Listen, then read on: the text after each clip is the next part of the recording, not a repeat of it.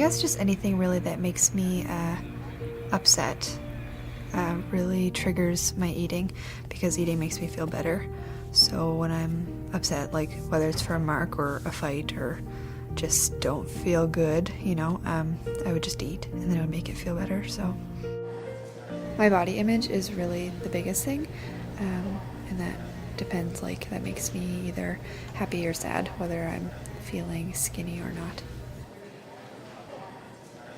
There's a lot of shame with having an eating issue and stigma, and women don't like the fact that they have the eating issue but don't always have the answers. I do have an eating disorder. I've had it forever.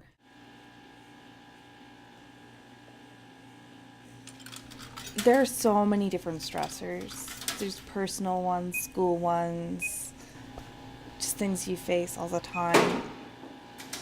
It's a battle. Every day can be a challenge.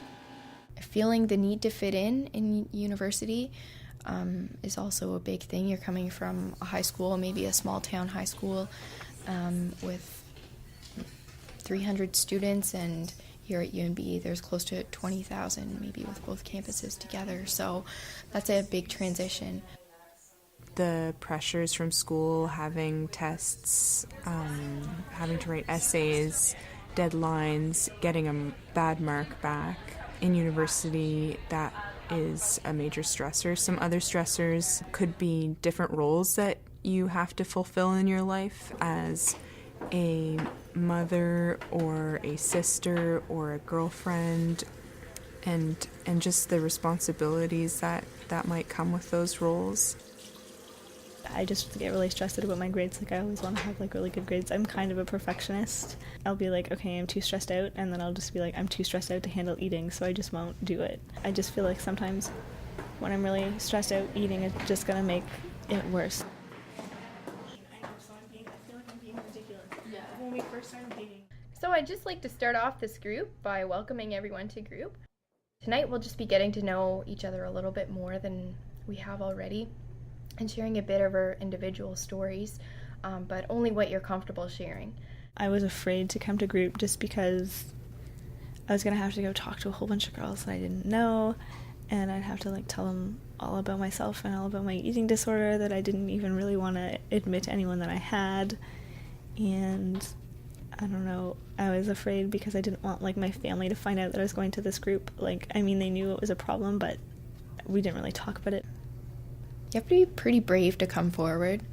A lot of people are really scared, and that's very normal. I was so overwhelmed with, you're going to get fat, you're going to... It's really difficult to accept that, yeah, I have an eating issue. So that's a huge step in itself. Confidentiality is a huge thing. They're not going to tell anybody who you are, what your problems are. They're not going to run up on the street, oh, hey, how's the bulimia doing? They're very much a very close-knitted group, and these are people that you will be able to rely on and confide in. I actually didn't react like I thought I would. Usually when I get upset, I just turn into a little baby and I cry and whatever. But today I was like, you know what? No, that is not acceptable. That is not my mark. I'm going to talk to her. And you can talk about, not just about the food, because as the group says, it's not about food. You can talk about what stressors are leading to the eating behaviors. It's not that we want to enable people, but we want to be there as a support and help them to see past the negative coping habits that they're using and try to find some positive coping habits instead. We really want to promote a non-judgmental environment. I had a pretty bad week. Not so much eating-wise, but just everything else, which kind of adds to the stress and makes dealing with eating a lot more difficult. Mm-hmm. But I don't know. I haven't eaten. I haven't had time to eat today. It's not even that I didn't want to, but I had breakfast. It's really nice to have the support. It's really nice to be comfortable talking to people and other girls that have like the same issues as you. And even though I feel like I've recovered like a whole lot since I began this group, it's still nice to have it because I still have bad days. Today we'd kind of like to talk about self-care as our topic for the week. I think that what I'll do is I think I'll play some music that I really like in the morning while I'm getting ready. I forget about music and how I enjoy it, so I think I'll do that. Yeah. I'm not good at self-care. I don't really do self-care. I know I'm supposed to do self-care, and probably my life would be better if I had time for self-care, but I just don't, and I just don't really do anything for myself. Because I feel guilty when I do, because I'm just like, I could, like, if I'm having a bath, I'm just going to sit in the bath and be like, I could be, like, doing the dishes, or I could be working on, like, I found something. a compromise to that. Yeah. You sit in the bath, but you've got your textbook. So you're relaxing your body, but you're engaging your mind. Yeah, maybe. So, I don't know. I can't do anything Drop my idly. textbook in the water. That's what I would do. $200 textbook in the water. I can't be idle. I know what you mean. I can't be idle, so I've got to find a self-care that I can tie into doing while I'm doing other things.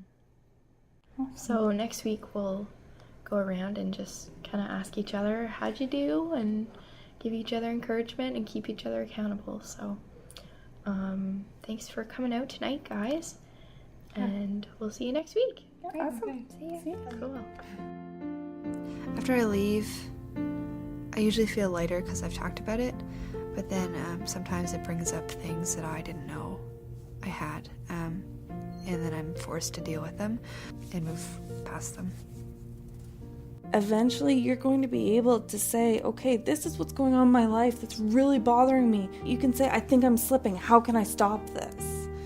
And I've said that, and I've gotten that response of, no, you can do this. You can keep going. You can beat this. You can do it. And this is how you can do it. Being able to say, I'm going to take care of myself and I'm going to spend some time taking care of myself, it really feels good, and it can reduce the stressors. Usually after group, I feel kind of like I get a lot off my chest, and it feels really good just to go and talk to like a bunch of girls that you get really comfortable talking to them, and it just feels really good to go there and be like, all this stuff that happened through my week and it was all shitty, and I'm just gonna tell you all of it, and then you're gonna make me feel better about it. So that's really nice. Because sometimes everyone goes through a hard time, and we understand that, and we understand that it's okay. You'll get to the other side, and we'll be there to support you through it.